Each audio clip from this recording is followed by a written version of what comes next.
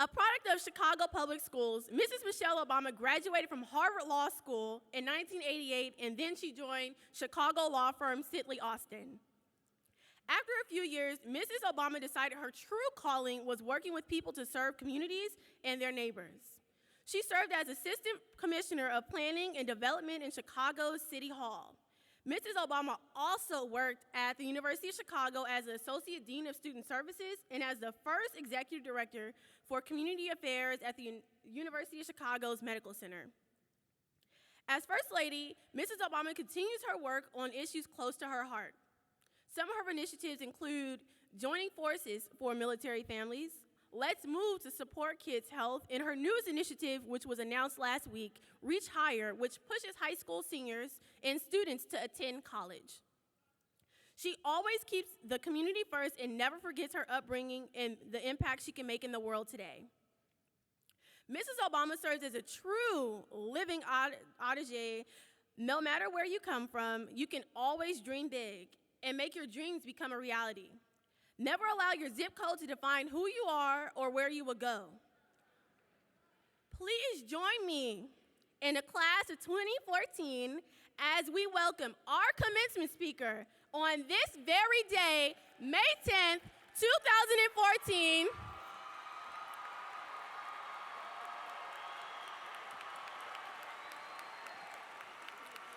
First Lady of the United States of America, Mrs. Michelle Obama.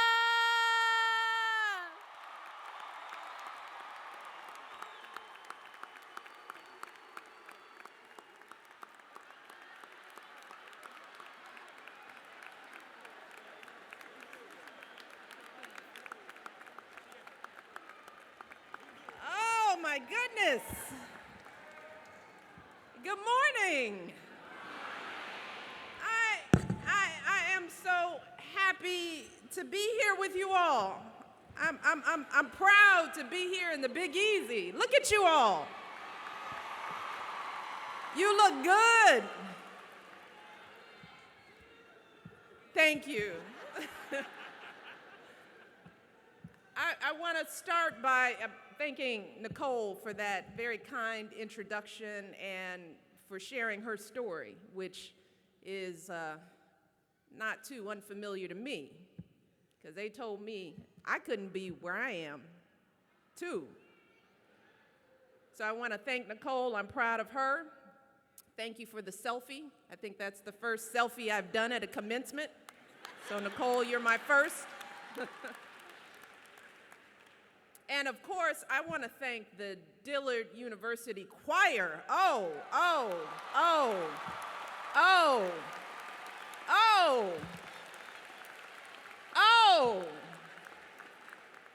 That's all I can say. It's like, you want to start something up in here, right?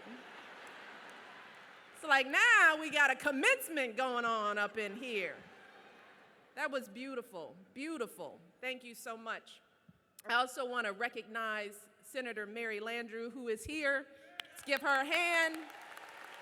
I know she has been a strong supporter of this university. I want to thank the Dillard University Board of Trustees. I want to thank the faculty, the staff, and of course, your tremendous president, Dr. Walter Kimbrough. Now, my husband has been called a few things over the years, but he has never had the honor of being referred to as the hip-hop president, so. I also want to thank all of the folks from the University of New Orleans for hosting us here today, and I know they're hosting the folks at Southern University at New Orleans for their commencement later on today as well. So we wish them a wonderful day, and thank you for having us. And of course, I've got to give a big shout out to all the family members in the crowd, all of the family members. Especially to the mothers, because it is the day before Mother's Day. To all the mothers, happy Mother's Day. Now, graduates, you all handled your business, right? Just because you were graduating didn't mean you, come on now. Okay, well, if you didn't, you have my permission to get up and go right now because there's nothing more important. No, don't get up. Your mothers would kill you if you got up at this moment. So just stay in your seats, and when this is all over, make sure you take care of Mom. But in all seriousness, to all the moms out there, as well as the dads and the grandparents, the uncles, the aunts, the brothers, the sisters, all of you who have helped raise these graduates. You have seen them through their ups and downs, and you have poured your hearts and souls into these men and women. So today is your day too, and you should be very proud. You really should. And finally, most of all, I want to congratulate the beautiful and handsome men and women of the Dillard University class of 2014. Yay. You all have come so far, I know, to make it to this day. From all those early days when the girls were sneaking out of Williams Hall to go see the boys over at the duels. Oh yeah, I did my research. To all those tests you crammed for, to the plans you're making now for your careers, to go on to graduate school. You all have seen so much. You've witnessed the school's rebirth after the devastation of Hurricane Katrina, the new buildings that replaced the ones you lost, the classrooms that started filling back up again, the service projects that you all have done to help this community bounce back. And I know along the way that each of you has written your own story of resilience and determination to make it here to this day. For example, as you heard, Nicole was told back in high school that she just wasn't college material. But now she is your class president, and she's headed off to Yale for her graduate degree. So there. That's it. And I know that some of you may come from tough neighborhoods. Some of you may have lost your homes during Katrina. Maybe you're like Deshaun Dabney, a graduate who was raised by his grandmother. Maybe that's your grandmother, isn't it, Deshaun? Raised by his grandmother while some of his family members were dealing with issues. Maybe just like him, you've been working part-time at jobs since you were a teenager to make your dream of going to college come true. And now today, you're all here, ready to walk across this stage and get that diploma. And no matter what path you took to get here, you all kept your hearts set on this day. You fought through every challenge you encountered, and you earned that degree from this fine university. And in doing so, you are following in the footsteps of all those who came before you. And you have become an indelible part of the history of this school. A history that, as you all know, stretches back to well before the Civil War, back to 1826, the year a child named Emperor Williams was born. Now, Emperor was born into slavery, but as he grew up, he managed to teach himself to read and write well enough to create a pass that allowed him to come and go around the city without getting hassled. But one day, his master saw the pass and he said, "Where'd you learn to write like that?" Now, just imagine the fear Emperor must have felt when he heard that question, because remember, back then, it was illegal for a slave to learn to read or write. So who knows what kind of punishment he may have gotten, a beating, a whipping, even worse. We don't exactly know what happened on that day, but we do know that when Emperor turned 32, after more than 3 decades in bondage, he became a free man.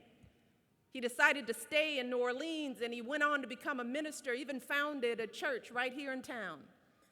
And in 1869, when abolitionists, missionaries, black folks, and white folks came together to create a school for freed slaves here in New Orleans, Emperor was one of the original signers of the charter. They decided to name the school New Orleans University because even though most of the classes would be taught at a high school level or below, their aspirations were much higher than that. And when they laid the cornerstone for that university's first building down on St. Charles Avenue, Emperor got a chance to speak. He said, and these are his words, he said, "For 20 years, I was a slave on these streets. It was a penitentiary offense to educate a Negro. I have seen my fellow servants whipped for trying to learn, but today here I am speaking where a building is to be erected for the education of the children of my people." He goes on to say, "I wonder if this is the world I was born in." See, in the course of his short lifetime, Emperor saw education go from being a crime for black folks to being a real possibility for his kids and grandkids. So no wonder he was asking whether this was the same world he'd been born into. See, for a man like Emperor, getting an education could open up a whole new world of opportunity. An education meant having real power, meant you could manage your own money, meant you could get swindled out of land or possessions when somebody told you to just sign on the dotted line. Sometimes even determine whether or not you could vote. So most folks back then saw education as the key to real and lasting freedom. That's why when New Orleans University and the other African American college in town, Straight University, first opened their doors, one of the biggest problems they faced was too many students. That's right, too many students. Many of these students barely spoke English. They'd grown up speaking Creole or French. Few had ever seen the inside of a classroom or even been taught their ABCs. But let me tell you, those students were hungry. You hear me? Hungry. They studied like their lives depended on it. They blazed through their lessons. And that hunger for education lasted for generations in the African American community here in New Orleans. When an arsonist set fire to the school's library in 1877, they built a new one. When those two original schools ran into financial troubles years later, they started making plans to build an even bigger and better university. And in the 1930s, when white folks complained that this new school would mean too many black students on their buses, the folks at the school got the city to add a bus line just for their students because nothing was going to stop them from achieving the vision of those early founders. And finally, in May of 1934, they broke ground for this school, Dillard University. A university that would go on to produce some of the leading thinkers and achievers in our country.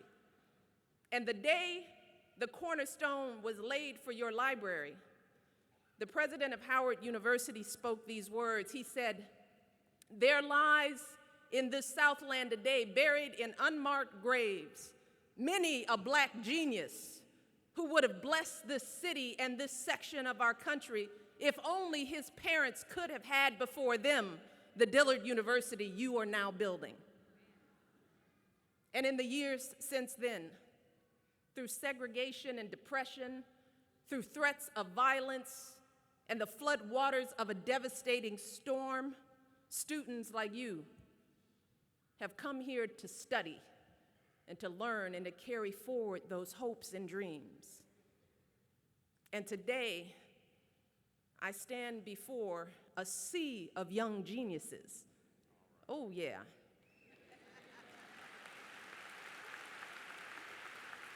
So, graduates, I hope that you understand that this day is not just the culmination of your own dreams, but the realization of the dreams of so many who came before you. And you should be so proud and so happy and so excited about your futures. But what you shouldn't be is satisfied. See, because while it is a wonderful thing that all of you are here today, we have to ask ourselves, what about all those geniuses who never get this chance? I'm talking about the young people right here in New Orleans and across the country who aren't part of a commencement like this one today. Kids no different from all of us, kids who never made it out of high school. The fact is that today, the high school graduation rate for black students is improving, but it is still lower than just about any other group in this country. And while college graduation rates have risen for nearly every other demographic, including African American women, the college graduation rate for African American men has flatlined. See, and the thing is, when our young people fall behind like that in school, they fall behind in life. Last year, African Americans were more than twice as likely as whites to be unemployed. They were almost 3 times as likely to live in poverty, and they were far more likely to end up in prison or be the victims of violent crimes. Now, perhaps when you hear these statistics, you might think to yourself, well, those numbers are terrible, but I'm not part of the problem.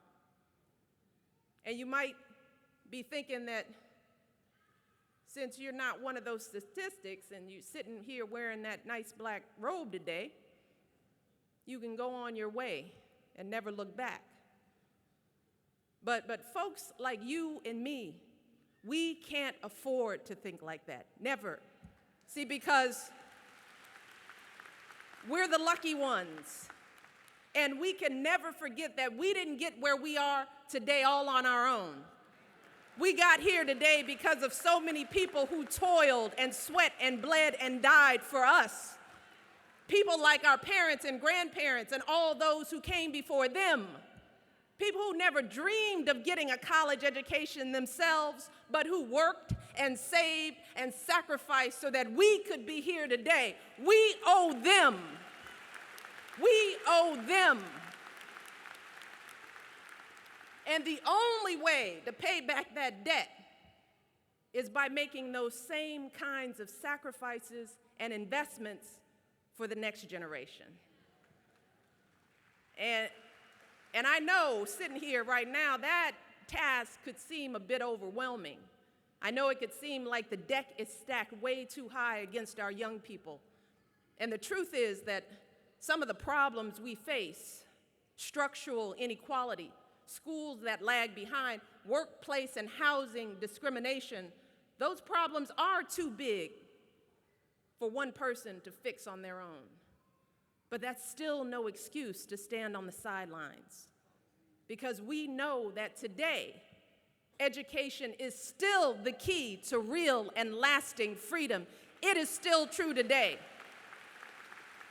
So it is now up to us to cultivate that hunger for education in our own lives and in those around us. And we know that hunger is still out there. We know it. We see it in students like Deshaun and Nicole and all of you who scraped and clawed so you could make it to this day. We see it in the single moms who work 3 jobs so their kids might have a shot at earning a degree like yours. We see that hunger all around the world. And that young woman named Malala, who was shot on her school bus in Pakistan just for speaking out in support of girls getting an education. And the more than 200 girls kidnapped from their own school in Nigeria for wanting an education. Young people who are knowingly risking their lives every day just to go to school. And in fact, you've seen that hunger right here at Dillard. Your valedictorian, 3 salutatorians are all from Nigeria.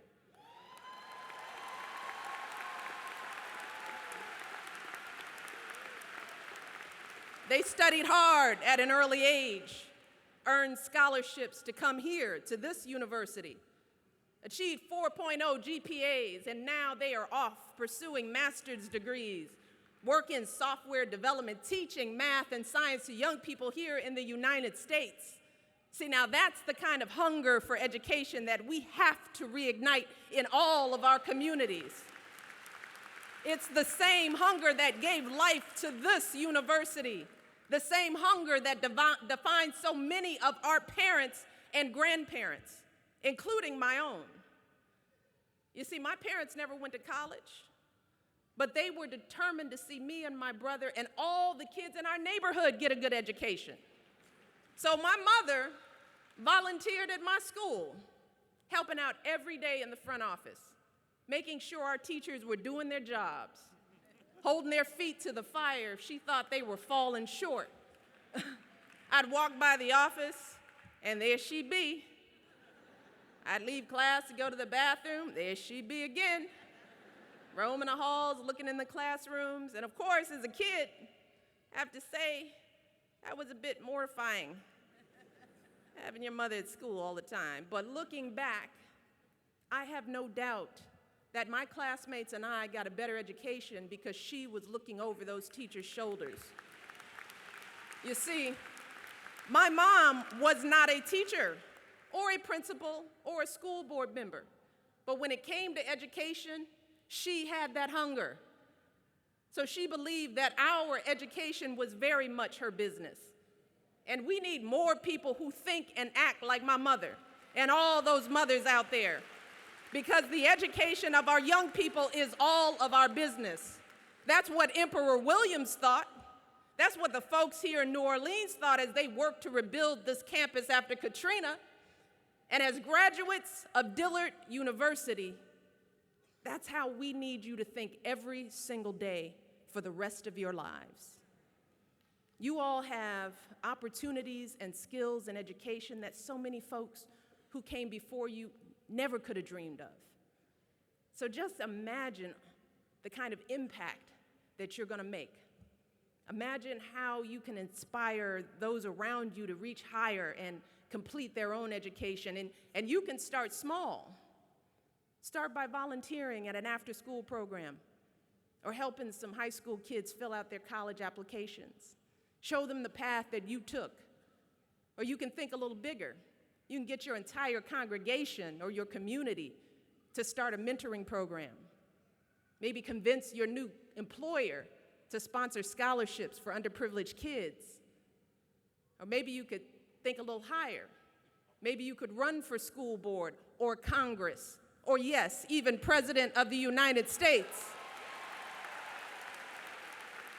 And then maybe you could build preschools for every single one of our kids. Maybe you could help turn that pipeline to prison into a highway to college.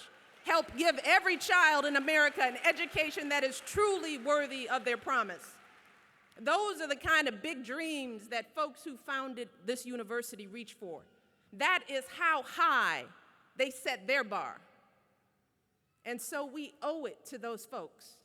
The folks who had the audacity to call their little schools universities and name their baby boys emperor. We owe it to them to reach as high as they did and to bring others along the way. As the history of this school has taught us, no dream is too big, no vision is too bold. As long as we stay hungry for education and let that hunger be our North Star, there is nothing, graduates, nothing that we cannot achieve. So graduates, this is your mission. This is your obligation. I want you to keep reaching higher. I want you all to keep raising your bars. Let the next generation know that there is no greater investment than a good education. And if you do all of this, then I am confident that you will uphold that duty and write your own chapter into the legacy of this great university. And let me tell you something, I cannot wait to see the world that your children will be born into. Congratulations. I love you all. I am honored to be here. I am proud of you. God bless you, and thank your families.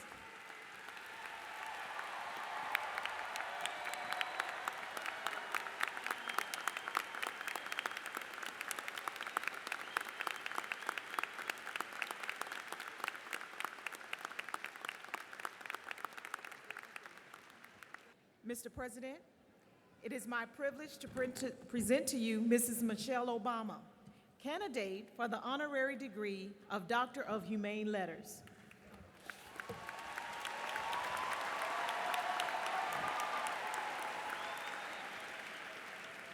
It gives me a great deal of pleasure to present this award to someone who has demonstrated what it means to serve no matter what station you hold in life. You exemplify one of the tenets that we hold dear in our mission, that is to develop students who are culturally aware and concerned with the human condition. You have demonstrated this through your work and your focus on health, nutrition, and the environment. You have mobilized the entire country, and you've got us all moving, eating fresh vegetables, and doing our part to conserve and protect the planet.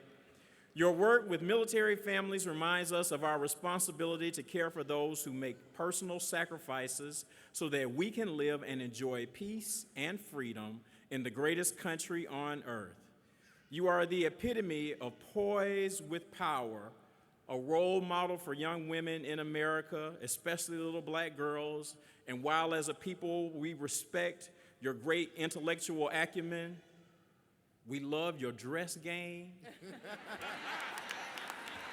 The arms out showing the guns, and the hair is flawless. Therefore, on recommendation of the faculty and with the approval by the Dillard University Board of Trustees, I confer upon you the honorary degree of Doctor of Humane Letters, honoris causa, with all the rights, privileges, and responsibilities appertaining thereunto.